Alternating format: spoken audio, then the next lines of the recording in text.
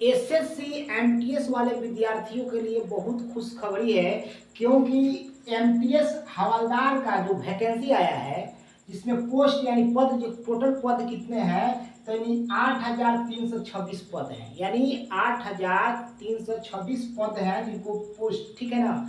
और इसमें सबसे इम्पोर्टेंट बात यह है कि वन फेस एग्जाम है, मतलब वो एक एग्जाम देना है, वो भी ऑनलाइन देना है। वन फेस एग्जाम पर ही तो आपका मेरिट बनेगा, ठीक है ना। अप्लाई डेट क्या है, अप्लाई डेट यानी फॉर्म कब फिलअप करोगे, तो याद रखना 27/6/2024 से, मतलब 27/6/2024 से लेकर 31/7/2024 तक चलेगा। तो इसको 31/7 तक मत जाने देना, उसके पहले ही आप फॉर्म को फिलअप कर लेना, ठीक है ना।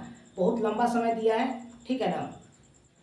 27 जून से 31 जुलाई तक आपको अप्लाई करना है। यदि अप्लाई में कोई दिक्कत है तो उसके लिए भी करेक्शन डेट आया है। मैंने करेक्शन डेट का मतलब हुआ कि उसमें आप शुद्धिकरण कर सकते हैं। तो शुद्धिकरण करने वाला डेट कब है, यानी 16/8 से 17/8 अगस्त में, यानी 16 अगस्त से लेकर 17 अगस्त तक आप वहाँ पर जो भी गलती होगा तो वहाँ पर 2 दिन आपके पास समय है, 2 दिन में आपको करेक्शन कर सकते हैं, यानी शुद्धिकरण कर सकते हैं।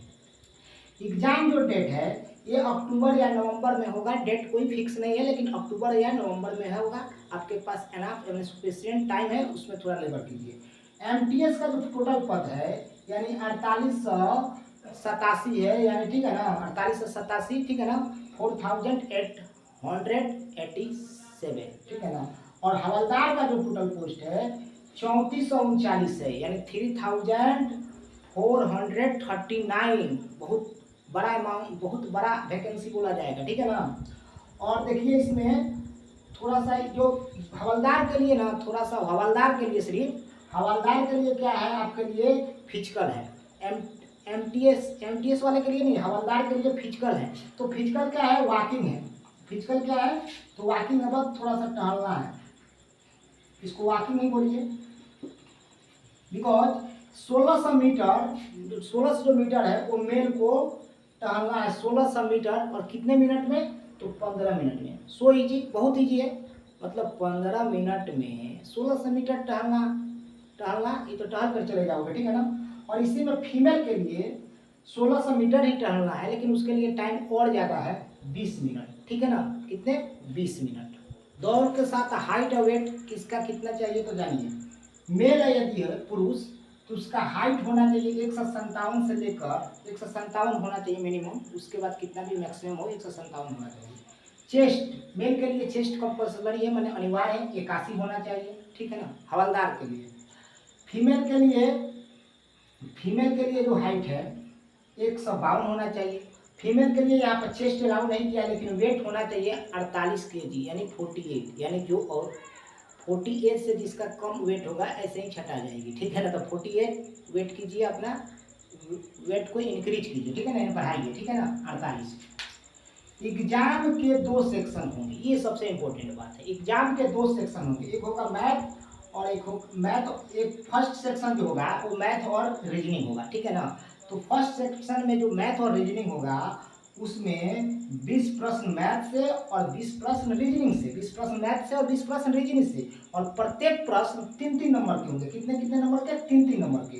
तो 20 तिहाई 60 और 20 तिहाई 60 हुआ ना। तो टोटल क्वेश्चन कितने थे, तो टोटल क्वेश्चन आपका 20 और 20 कितने हुए, 40 हुए ना जी। तो 40 में यदि 30%, 40 का यदि 30% कितना होता है, तो 40 का 30% यानी 12, यानी यदि 12 प्रश्न आप टच कर रहे हैं, 40 का 30% जो हुआ वो 12 प्रश्न हुआ, ठीक है ना, 12% हुआ। तो यदि 12 प्रश्न यदि आप टच कर रहे हैं जनरल कैटेगरी के लिए, यानी 12 प्रश्न, 40 को प्रश्न में से 12 को प्रश्न यदि बना ले रहे हैं, तो क्वालिफाई के लिए कंपल्सरी है। तो आपको ये कितने प्रश्न चाहिए, 12 प्रश्न, ठीक है ना। इनके लिए तो जनरल के लिए, जनरल यदि 12 को प्रश्न, उसका कोई भी 40 को में 12 को प्रश्न सही है तो वो क्वालिफाई कर गए सेक्शन 2 के लिए। ठीक उसी तरह 40 का 25%, 40 का 25% जो होता है, 40 का 25% कितना होता है, 10, ओबीसी के लिए। यानी 40 प्रश्न में से 10 प्रश्न, 40 प्रश्न में से 10 प्रश्न यदि तुम्हारा सही है तो ओबीसी के जो कैंडिडेट हैं वो क्वालिफाई कर जाएंगे सेक्शन किसके लिए, सेक्शन 2 के लिए, ठीक है ना। सिर्फ इसमें क्वालिफाई करना है, ठीक है ना। और देखिए यहाँ पर 40 से 20, 40 का 20% कितना होगा 8, यानी 40 में से 8 प्रश्न आपका सही है एसटी और एससी के लिए, तो वो भी क्वालिफाई कर जाएंगे, ठीक है ना। ये क्वालिफाई करने के लिए सिर्फ है। और सबसे इम्पोर्टेंट ये बात है कि इसमें निगेटिव मार्क नहीं है, इसमें मैथ में और रीजनिंग में निगेटिव मार्क्स नहीं है, ठीक है ना। तो मैथ और रीजनिंग में निगेटिव मार्क नहीं है, ये बात याद रखिएगा, सबसे ये आपके लिए बेनिफिट है। तो इसमें मैथ और रीजनिंग में सिर्फ क्वालिफाई करने के लिए नंबर चाहिए, ठीक है ना, उसका मार्क्स मेरिट में नहीं जुटेगा, ठीक है ना, उसमें नेगेटिव मार्क भी नहीं है। लेकिन मेरिट बनेगा किससे, तो सेक्शन 2 से, यानी जीके और इंग्लिश से आपका मेरिट बनने वाला है। और जीके और इंग्लिश में टोटल 25 प्रश्न होंगे, जो जीके में भी 25 प्रश्न और मैथ में भी 25 प्रश्न होंगे, ठीक है ना। और एक प्रत्येक प्रश्न 3-3 नंबर के होंगे, ठीक है ना। तो और इसमें सबसे इंपॉर्टेंट बात है कि ये निगेटिव मार्क्स होंगे, ठीक है ना। तो ये निगेटिव मार्क्स होंगे, तो ये तो निगेटिव मार्क्स होंगे, तो इसमें प्रश्न कितने होंगे 25, ये बात याद रखिएगा, ठीक है ना। तो इसके लिए तो हार्ड लेबर करना पड़ेगा, ठीक है ना, प्रिपेयरिंग हार्ड पड़ेगा। इसके लिए क्या प्रीवियस ईयर्स की जितने भी एमटीएस के और हवलदार के जितने भी चेक बुक हैं और बुक के जितने भी क्वेश्चन है उसको ज़्यादा घर पर प्रैक्टिस करो, ठीक है ना। और इसी का आधार पर आपका मेरिट बनेगा, ठीक है ना। ये थी आपकी जानकारी एमटीएस हवलदार। Thank you.